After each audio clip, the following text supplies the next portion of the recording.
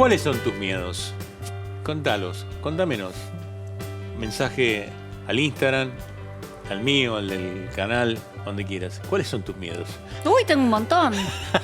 No, un montón. Pero más o menos como decíamos recién, los básicos comunes a todas las personas, que son el miedo a morir, el miedo a enfermarse, el miedo a sufrir, el miedo a no poder cubrir las necesidades básicas.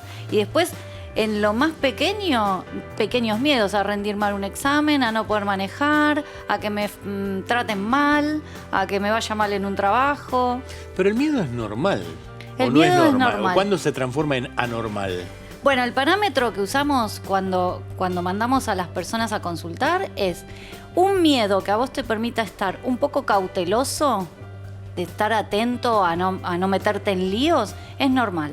Ahora, si vivís como preso de una sensación de temor a todo y sentís que tu vida se empieza a achicar y que no te animás nunca a nada, que no cambias nunca la rutina, el miedo a lo nuevo no te deja moverte de donde naciste, te vas a morir, digamos que en el medio de ese recorrido tenés que trabajar con ese miedo, porque el miedo te puede paralizar y puede hacer que no te muevas hacia ningún lugar. El miedo es verdad, te paraliza y es real lo que vos decís. Hay gente que está siempre en el mismo barrio, con la misma gente, como que se te achica la vida cuando el miedo es patológico. Miedos todos tenemos, que eso es real. Yo creo que el miedo salvó a la humanidad, porque si no hubiéramos tenido miedo no nos hubiéramos cuidado un montón de cosas, de emergencias y de accidentes. Pero la realidad es que cuando se enferma, cuando uno ve personas que tienen miedo a todo, prácticamente a todo. ¿Y cómo se avanza sobre eso? Lo primero es conocerse, como siempre, tomarse mucho tiempo y conocer mis miedos. Poder escuchar adentro de mi mente las voces que me dicen, bueno, tengo mucho miedo a esto, tengo mucho miedo a aquello.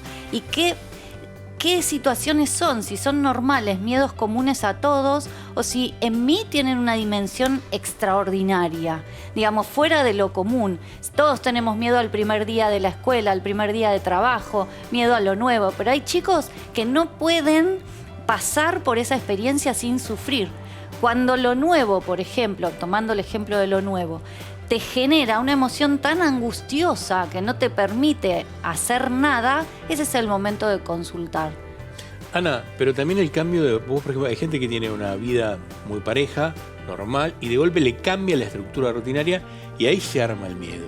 También yo creo que estamos muy influenciados, y esto me hago cargo de lo que digo, no me reten, pero bueno, los medios de comunicación generan, y todo lo que es inseguridad, todo lo que son los noticieros, es constante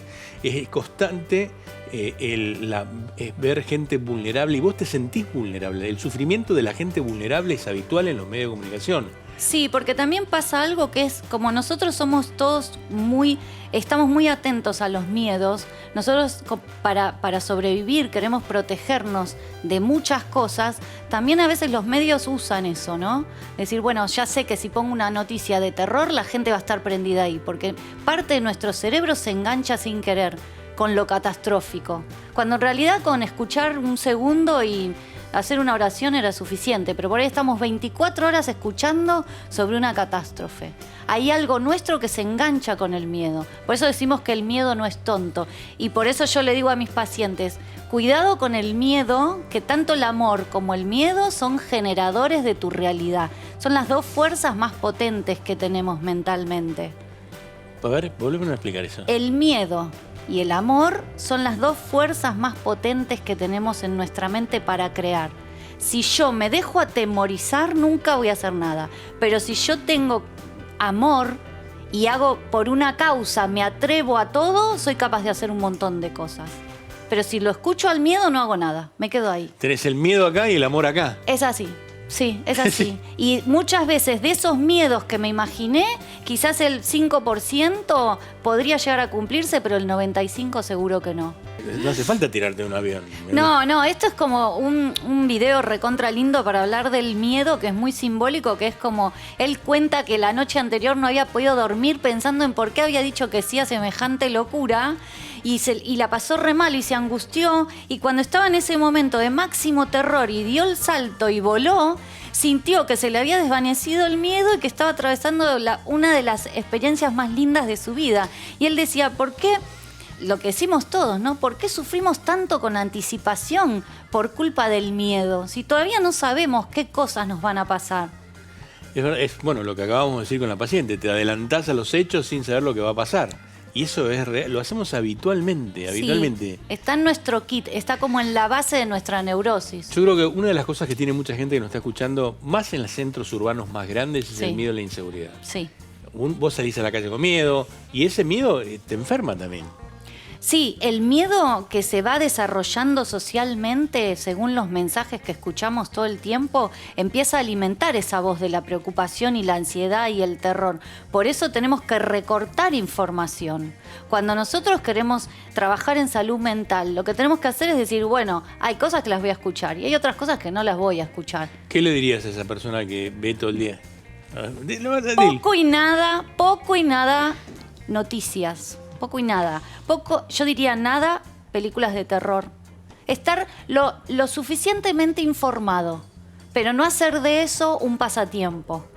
Nos tenemos que informar, pero no tiene que ser nuestro entretenimiento. Tengo que saber lo que pasa en el mundo. Pero como yo necesito mucho contacto con mi mente, necesito estar charlando sobre qué cosas me asustan y cómo voy a enfrentar la vida y cuáles herramientas voy a usar para estar en la parada del colectivo a las 10 de la noche.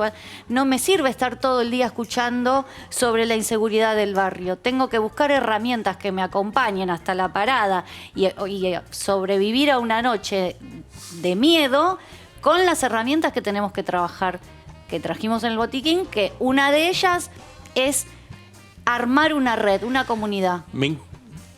¿Cómo ver eso? Por ejemplo, cuando tengo mucho miedo, si yo sola no puedo, como lograr el coraje y la valentía de hacer una hazaña, por ejemplo, volver de noche a mi barrio en el conurbano, lo que tengo que hacer es decir, bueno, vuelvo con amigos, bueno, me espera mi mamá, mi papá, un primo, un amigo en la parada del colectivo, camino esas cuadras acompañado, siempre con otros, como decía Ballarini, porque nosotros somos seres sociales y las valentías más grandes que vamos a incorporar siempre van a venir en grupo.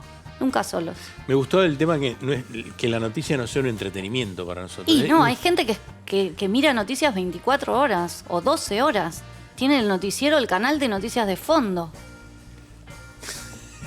Es como cuando, como cuando dábamos la información del COVID, que estábamos en pleno COVID y que todo el tiempo las noticias eran importantes porque uno necesita información para saber cómo cuidarse o bueno, para saber qué está pasando, pero en su justa medida, ¿no? Si estábamos todo el tiempo mirando y escuchando y recibiendo esas imágenes que eran tremendas, bueno, sí, la verdad que nos hacía muy mal. Sí, tenés razón lo que contás. Yo creo que ¿cómo hacemos para mejorar la calidad de vida de aquella persona que tiene mucho miedo?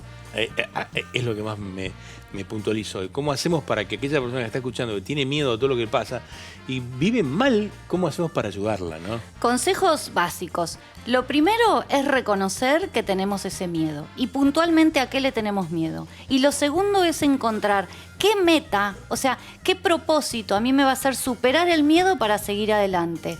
Empezar a armar como una red que a mí me ayude a superar ese miedo. Tenemos un video que cuenta esto un poquitito. Es como tener un objetivo. Siempre el objetivo es lo que nos va a dar el coraje necesario. La idea del miedo es que todos tenemos que encontrar nuestro héroe interno para trabajar con los miedos. Y nuestro héroe es una parte nuestra que hay que forjarla con coraje. El coraje me lo va a dar la meta. Frodo tenía que destruir un anillo para que el mundo de la paz no se disuelva, porque si el anillo quedaba como funcionando, el mal se los iba a comer. Entonces él dice, no, queremos sostener el bien. Y yo voy, no sé ni cómo, ni dónde, ni cuándo, pero voy. Porque la meta, que era cuidar a sus seres queridos, su comarca y el mundo del bien, le da el coraje para decir, bueno, si hay que ir, voy. Después aparecen los maestros que lo empiezan a acompañar.